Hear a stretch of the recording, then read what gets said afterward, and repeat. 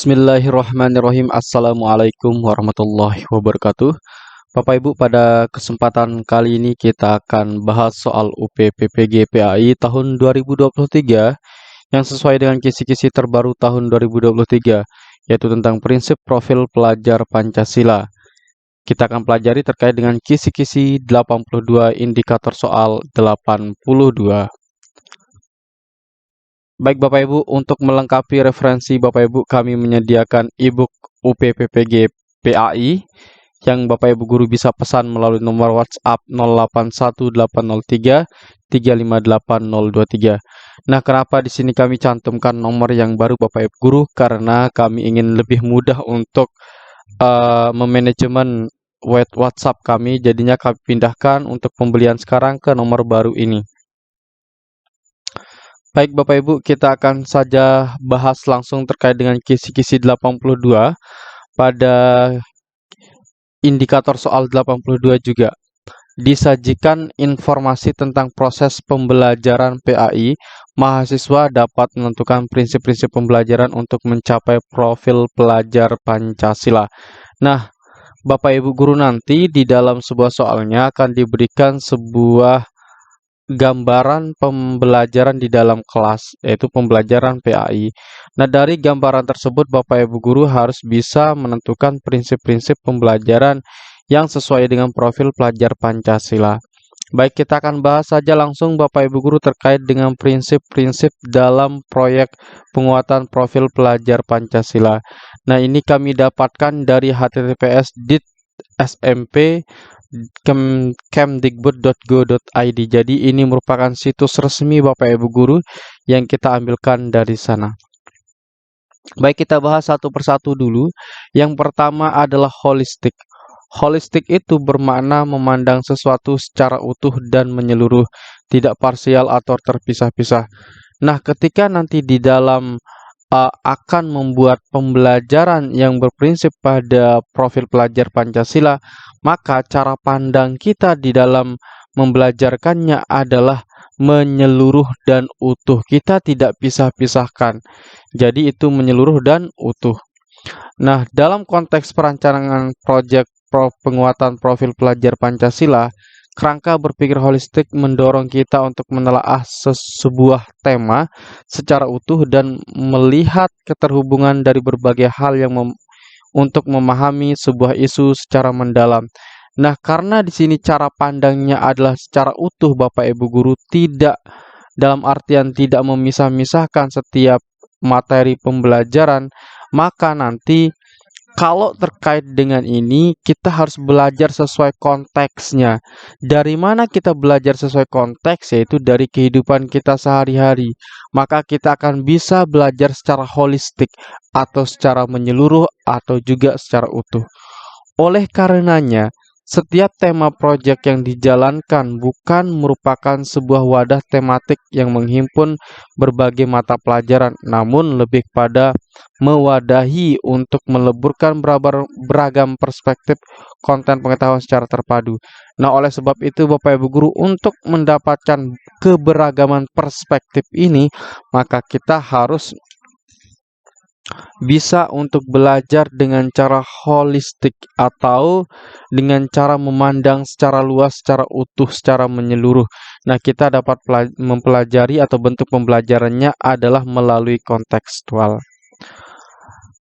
Yang kedua di sini Bapak Ibu guru, yaitu prinsip kontekstual. Nah, tadi kita sudah sedikit menyinggung terkait dengan kontekstual. Nah, ketika kita menerapkan akan mengembangkan profil pelajar Pancasila ini Bapak Ibu guru, maka dalam kegiatan pembelajaran kita harus membuat siswa itu belajar dalam pengalaman nyatanya yang dihadapi dalam kehidupan sehari-harinya. Prinsip ini mendorong pendidik dan peserta didik untuk dapat menjadikan lingkungan sekitar dan realitas kehidupan sehari-hari sebagai bahan utama pembelajaran.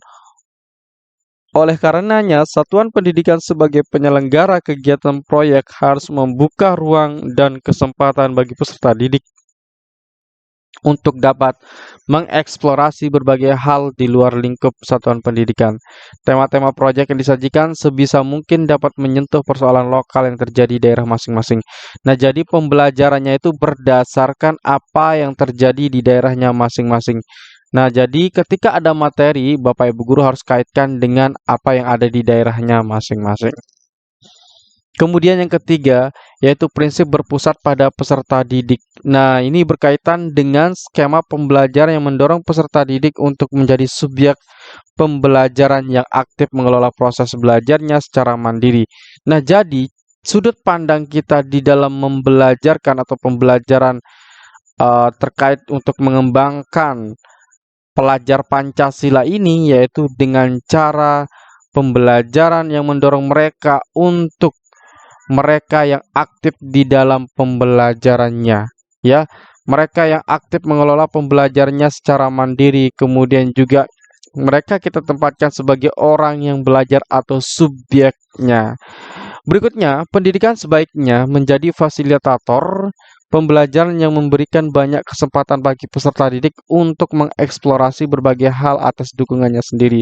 Jadi nanti siswa diberikan kesempatan untuk mengeksplor apa saja yang ada di lingkungannya, ya. Harapannya, setiap kegiatan pembelajaran dapat mengasah kemampuan peserta didik dalam memunculkan inisiatif serta meningkatkan daya untuk menentukan pilihan dan memecahkan masalah yang dihadapinya. Berikutnya ada eksploratif Bapak Ibu guru. Nah, eksploratif itu artinya apa sih? Yaitu kita berikan siswa untuk mencari apa yang mereka akan pecahkan di dalam pembelajarannya. Nah, maka di sini ada proses inquiry, yaitu proses menemukan dan pengembangan diri. Proyek profil pelajar Pancasila tidak berada dalam struktur intrakurikuler yang terkait dengan berbagai skema formal pengaturan mata pelajaran. Prinsip eksploratif juga diharapkan dapat mendorong peran proyek penguatan profil pelajar Pancasila untuk menggenapkan dan menguatkan kemampuan yang sudah peserta didik dapatkan dalam pelajaran intrakurikuler. Nah, jadi fungsi dari eksploratif ini adalah siswa itu belajar di luar dari pembelajaran intrakurikulernya, ya. Jadi itu maksudnya.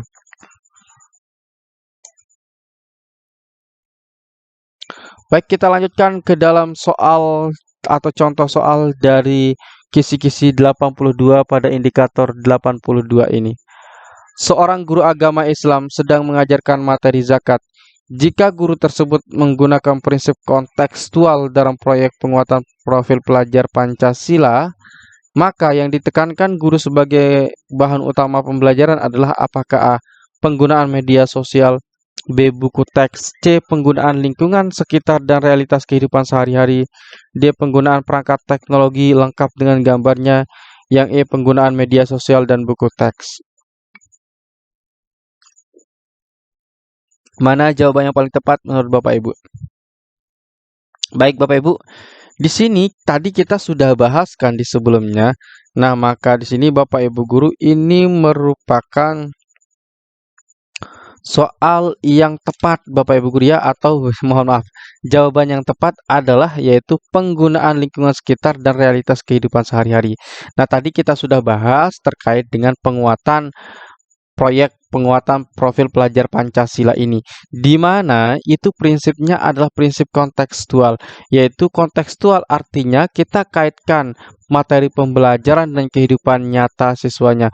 Misalkan kita mengajar materi zakat, maka saat kita mengajar materi zakat kita harus sesuaikan dengan kehidupan sehari-hari mereka. Misalkan di tempat hidup mereka itu ada pekerjaan petani, misalkan orang tuanya sebagai petani, maka bagaimana cara dia membayar zakat? Nah, itu dikaitkan dengan kehidupan sehari-hari atau realitas kehidupannya. Maka jawaban yang tepat di sini adalah jawaban C. Soal berikutnya, seorang guru agama mengajar dengan sangat inspiratif pada siswanya. Semua siswa mengikuti pembelajaran zakat dengan aktif dan antusias. Guru tersebut menggunakan prinsip pembelajaran berpusat pada peserta didik yang mendorong peserta didik aktif dalam belajar. Berdasarkan situasi di atas, maka guru tersebut menerapkan peserta didik sebagai titik-titik. Apakah A. Objek pembelajaran pasif, B. Subjek pembelajaran aktif, C. Pengamat pembelajaran, D. Penyedia materi pembelajaran, E. Pemberi zakat.